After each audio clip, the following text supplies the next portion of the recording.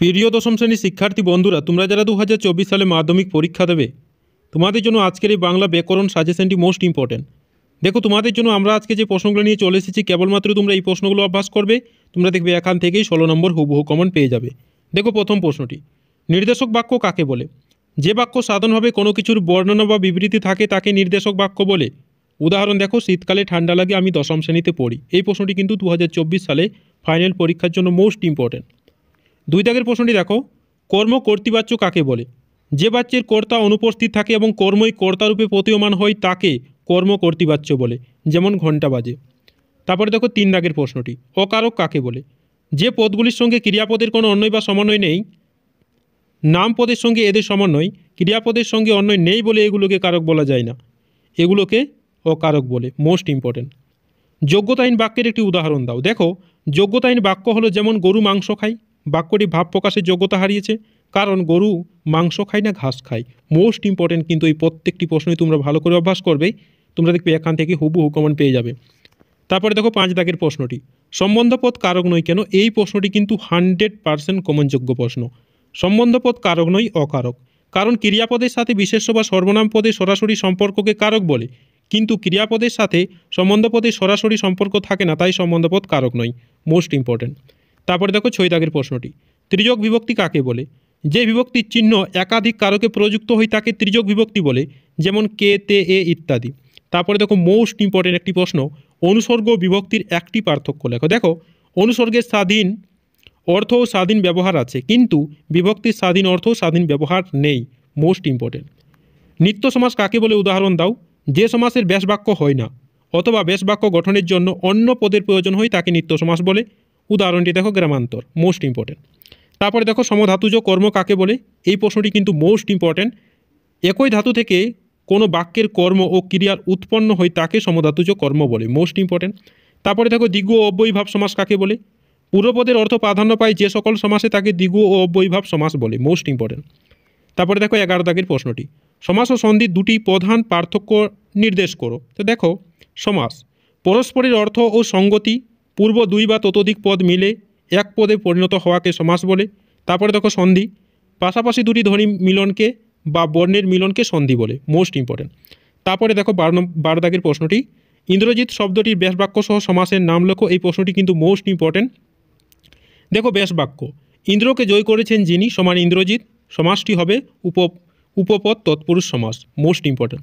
তারপরে দেখো 13 দাগের প্রশ্নটি, বিভক্তি কি? দেখো, সঠিক উত্তরটি হবে অপশন গ, শব্দের পরে যুক্ত হয়ে বসে। Most important. 14 দাগের প্রশ্নটি দেখো, কর্মধারী সমাসের প্রাধান্য থাকে পরপদের অর্থের। Most important. দেখো, তোমাদের যে প্রশ্নগুলোতে হলুদ কালিতে হাইলাইট রয়েছে সেইগুলো কিন্তু তোমাদের অ্যান্সারগুলো করা হয়েছে। তারপরে দেখো, আমরা ভিখারি 12 মাস, আমরা প্রতি সমাস হলো অপশন খ, দ্বন্দ্ব সমাস। তারপরে দেখো 16 দাগের প্রশ্নটি, দিব্য একখানি দিবানিদ্রা দিচ্ছিলেন, দিবানিদ্রা প্রতি সমাস হলো মধ্যপদলোপী কর্মধারয়ী সমাস। অপশন ঘ। তারপরে দেখো 17 দাগের প্রশ্নটি, হিসাবের সঙ্গে কুস্তি লড়তে তো একেবারেই গোররাজি, নিম্নরেখা পত্তি কোন সমাসের উদাহরণ? মোস্ট ইম্পর্টেন্ট কিন্তু এই প্রশ্নটি। তো দেখো, সঠিক উত্তরটি হবে অপশন খ, নং তৎপুরুষ। 18 দাগের প্রশ্নটি দেখো, ধাতু বিভক্তির আরেকটি নাম কি? Most important. তো দেখো, ধাতু বিভক্তির আরেকটি নাম হলো ক্রিয়া বিভক্তি। 19 দাগের প্রশ্নটি দেখো, ক্রিয়ার আধারকে কি বলে? অধিকরণ কারক বলে। Most important. তারপরে দেখে নাও 20 দাগের প্রশ্নটি, সূর্য উঠলে আমরা রওনা দেব রেখাঙ্কিত পত্তি হলো অপশন খ, নিরপেক্ষ কর্তা। 21 দাগের প্রশ্নটি দেখো, অনুসর্গের অপর নাম কি? পরসর্গ। এই প্রশ্নটি কিন্তু তোমাদের যে টেস্ট পরীক্ষা হয়েছে সেই টেস্ট পরীক্ষাতে অনেক স্কুলেই কিন্তু এই প্রশ্নটিকে রিপিটেড রেখেছে। তারপরে দেখো 22 দাগের প্রশ্নটি, সমাস শব্দের অর্থ কি? সংক্ষেপ। Most important. 23 দাগের প্রশ্নটি দেখে নাও, ভীষণভাবে গুরুত্বপূর্ণ এই প্রশ্নটি, নিম্নলিখিত কোন সমাসবদ্ধ পত্তি দ্বিগু সমাসের অন্তর্গত? তো দেখো, সঠিক উত্তরটি হবে অপশন খ, তেপান্তর। 24 দাগের প্রশ্নটি দেখো, নিচের কোনটি নিত্য সমাসের দৃষ্টান্ত? লেশ মাত্রা। 25 দাগ দেখে নাও, মোস্ট ইম্পর্টেন্ট এই প্রশ্নটি, ক্ষুদ্রতা অর্থে অব্যয়ীভাব সমাস কোনটি? উপভাষা। ওরে ভাই ফ্লাগুন লেগেছে বনে বনে, ওই বাক্যের সম্বোধন পত্তি হলো ওরে ভাই। কি খেলাই না খেললো? এখানে খেলাই হলো সমধাতুজ কর্ম। Most important. সোনার চামচ, এখানে কি ধরনের সম্বন্ধ আছে? অপশন ঘ, অপাদান। ব্যাকরণে যাকে কর্ম প্রবচনীয় বলা হয় সেটি হলো অনুসর্গ। নির্দেশকগুলি প্রকৃতপক্ষে বচন। Most important. মতান্তর কোন সমাস? অপশন খ, নিত্য সমাস। ব্যাকরণগতভাবে সমাস শব্দটির অর্থ সংক্ষিপ্ত কোন? অনুসর্গ মাত্রই। অপশন ঘ, অব্যয়। ভাত খেয়ে বাড়ি যাব বাক্যটির কর্তা হলো উভকর্তা। গাড়ি স্টেশনে ছাড়লো, এখানে কোন প্রকার উপাদান কারক হয়েছে? মোস্ট ইম্পর্টেন্ট কিন্তু এই প্রশ্নটি। তো দেখো সঠিক উত্তরটি হবে অবস্থানবাচক।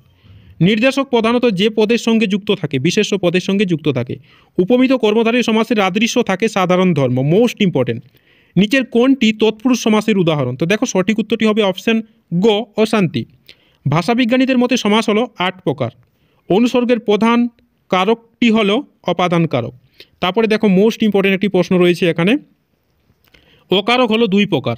তারপরে দেখো কলমে কায়স্থ চিনি গফেতে রাজপুত, এই প্রশ্নটি কিন্তু মোস্ট ইম্পর্টেন্ট। তো দেখো সঠিক উত্তরটি হবে অপশন গ, করণ কারক। বিপদে মোড়ে রক্ষা করো রেখাঙ্কিত পদটির কারক নির্ণয় করো, মোস্ট ইম্পর্টেন্ট। তো দেখো সঠিক উত্তরটি হবে অপাদান কারক। সমাসে একাধিক পদ মিলিত হয়ে নতুন পদ গঠন করে তাকে বলে সমস্ত পদ।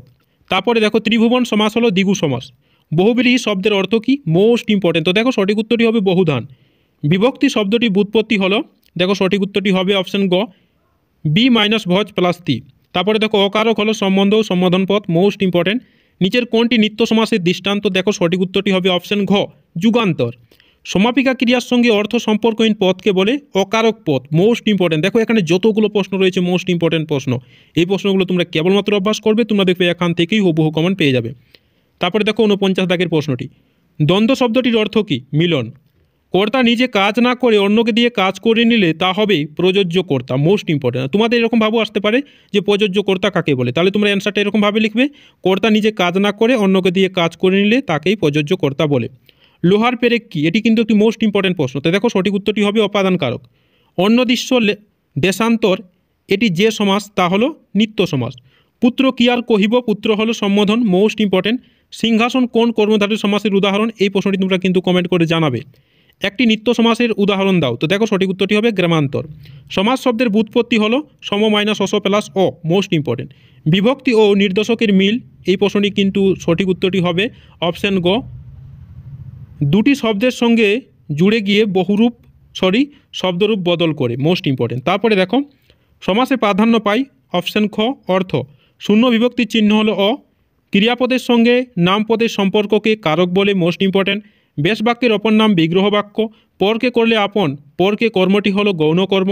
শূন্য বিভক্তির ধর্ম হলো নিজে অপ্রকাশিত থাকে, মোস্ট ইম্পর্টেন্ট। কহিলা রাক্ষসপতি, রাক্ষসপতি পদটি যে সমাসের উদাহরণ তা হলো সম্বন্ধ তৎপুরুষ সমাস, মোস্ট ইম্পর্টেন্ট। তারপরে দেখো রাজার রাজার যুদ্ধ হয়, এই বাক্যের কর্তাটি হলো বতিহার কর্তা। উপনগরী সমাসটি গড়ে উঠেছে সাদৃশ্য অর্থে, মোস্ট ইম্পর্টেন্ট। উপমান ও উপমেয়র মধ্যে অভেদ কল্পনা যে সমাসের বৈশিষ্ট্য তা হলো রূপক কর্মধারে। আজকের দিনটা বেশ কাটলো, গঠনগত দিক থেকে বাক্যটি হলো সরল বাক্য। সে সারাদিন খুব পরিশ্রম করে গভীর রাতে ফিরল, এই বাক্যে নিম্নরেখা পদটি হবে মোস্ট ইম্পর্টেন্ট। দেখো তো সঠিক উত্তরটি হবে বিধেয় সম্প্রসারণ। আজ কি তোমার বাজার যাওয়া হয়নি? আজ কি তুমি বাজার যাওনি? এই বাচ্য পরিবর্তনটি হলো, তো দেখো সঠিক উত্তরটি হবে ভাববাচ্য থেকে কর্তৃবাচ্যে পরিবর্তনের উদাহরণ। তারপরে দেখো বাঁশি বাজে, এটি একটি অসম্পাদক কর্তৃবাচ্য। আমি মহারাজ নই, আমি এই সৃষ্টির মধ্যে এক কণা ধুলি, এটি কোন শ্রেণীর বাক্য? তো দেখো এটি সঠিক উত্তরটি হবে যৌগিক বাক্য। তারপরে দেখো বেড়ালের গলায় ঘণ্টা বাঁধবে কে? অর্থগত দিক থেকে এটি একটি প্রশ্নবাচক বাক্য। আমাদের মধ্যে যারা ওস্তাদ তারা ওই কালো জলে হর্তকি ঘস্ত, বাক্যটি কোন শ্রেণী? তো দেখো বাক্যটি কিন্তু জটিল শ্রেণীর বাক্য, মোস্ট ইম্পর্টেন্ট। যে সমাসে সমসাম্যমান পদ দুটির উভয় পদেই বিশেষ্য ও পদপদের অর্থ প্রাধান্য পায় তাকে কি বলে? তো দেখো সঠিক উত্তরটি হবে কর্মধারী সমাস বলে, মোস্ট ইম্পর্টেন্ট। কথাটা শুনে তপনের চোখ মার্বেল হয়ে গেল, নিম্নরেখা পদটি সম্বোধন পদ।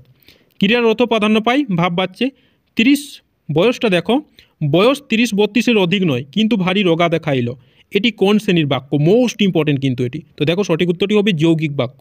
তোরা সব জয়ধ্বনি কর, এটি কোন বাচ্যের উদাহরণ? তো দেখো সঠিক উত্তরটি হবে কর্তৃবাচ্য। 5 দিন নদীকে দেখা হয় নাই, নিম্নরেখা পদটি যে কারকের দৃষ্টান্ত? তো দেখো সঠিক উত্তরটি হবে কর্মকারক। এই অকট্য যুক্তির কোনো উত্তর সরকারি মাথা থেকে বেরোল না, এই বাক্যটি হলো সরল বাক্য। আমরা এই সম্বন্ধ পদটি যে সমাসের দৃষ্টান্ত? তো দেখো সঠিক উত্তরটি হবে অ্যাক্সেস দ্বন্দ্ব সমাস। কর্মধারী সমাসের প্রাধান্য লক্ষ্য করা যায় পরপদের অর্থে। কর্তৃবাচ্যের ক্রিয়াটি অকর্ম হলে তাকে রূপান্তরিত করা হয় ভাববাচ্যে। রূপের দিক থেকে বাক্য হলো 3 প্রকার, মোস্ট ইম্পর্টেন্ট। আজকের দিনটা বেশ কাটলো, গঠনগত দিক থেকে বাক্যটি হলো সরল বাক্য, মোস্ট ইম্পর্টেন্ট। এই প্রশ্নটি রিপিটেড রয়েছে, তাও দেখে নিও তোমরা। একটু কাশির পরিশ্রমে সে হাঁপাইতে লাগিল, বাক্যটি কোন শ্রেণীর? সরল বাক্য। হাই তোমার এমন দশা কে করিল, এটি কোন ধরনের বাক্য? তো দেখো সঠিক উত্তরটি হবে বিস্ময় সূচক বাক্য। বাক্য নির্মাণের শর্ত হলো 3টি। বাক্যের মধ্যে প্রধান কই প্রকার উপাদান পাওয়া যায়? 2 প্রকার। বাংলার এই 2 দিনে আমাকে ত্যাগ করবেন না, এটি কোন ধরনের বাক্য? এটি অনুসংজ্ঞাসূচক বাক্য, মোস্ট ইম্পর্ট্যান্ট। তারপরে দেখো 95 নম্বর প্রশ্নটি, আমাদের মধ্যে যারা ওস্তাদ তারাই কালো জলে হর্তকি ঘস্ত, বাক্যটি কোন শ্রেণীর? তো দেখো সঠিক উত্তরটি হবে জটিল বাক্য। বাক্যের রূপান্তর করতে হয় অর্থ পরিবর্তন না করে। উভয় পদের অর্থ প্রাধান্য পায় দ্বন্দ্ব সমাসে। তো দেখো আমি আর এই প্রশ্নগুলো পড়ছি না, তোমাদের নিচে ডিসক্রিপশনে লিঙ্ক দেওয়া থাকবে, সেখান থেকে তোমরা এগুলো ডাউনলোড করে নাও, কারণ এগুলো পড়লে অনেক সময় চলে যাবে এবং ভিডিওটি অনেক বড় হবে। তো তোমরা এই প্রশ্নগুলো ভালো করে অভ্যাস করবে, তোমরা দেখবে এখান থেকে হুবহু কমন পেয়ে যাবে। এবং তোমাদের যদি ভিডিওটি ভালো লেগে থাকে তাহলে চ্যানেলটাকে নিশ্চয়ই সাবস্ক্রাইব করে দেবে এবং বন্ধুদের পাশে বেশি বেশি করে শেয়ার করবে, তারাও যাতে এই সুযোগ সুবিধাটা পেতে পারে, কারণ এখান থেকে তোমরা সমস্ত প্রশ্নই হুবহু কমন পেয়ে যাবে। এবং দেখো তোমাদের এখানে অনেক প্রশ্নই কিন্তু রিপিটেড রয়েছে, তাই তোমাদের এখানে 190টি নয়, এখানে তোমরাকে 170টির মতো প্রশ্ন পড়লেই তোমরা এখান থেকে হুবহু কমন পেয়ে যাবে। এবং দেখে নাও এই প্রশ্নগুলো খুবই গুরুত্বপূর্ণ প্রশ্ন, মোস্ট ইম্পর্ট্যান্ট প্রশ্নগুলোই এখানে রাখা হয়েছে, খুবই গুরুত্বপূর্ণ প্রশ্ন। দেখো এই প্রশ্নগুলো তোমরা ভালো করে অভ্যাস করো, তোমরা দেখবে এখান থেকেই হুবহু কমন পেয়ে যাবে। এবং তোমাদের যদি ভিডিওটি ভালো লেগে থাকে তাহলে চ্যানেলটাকে সাবস্ক্রাইব করে দেবে এবং একটা লাইক করতে নিশ্চয়ই ভুলবে না। ধন্যবাদ।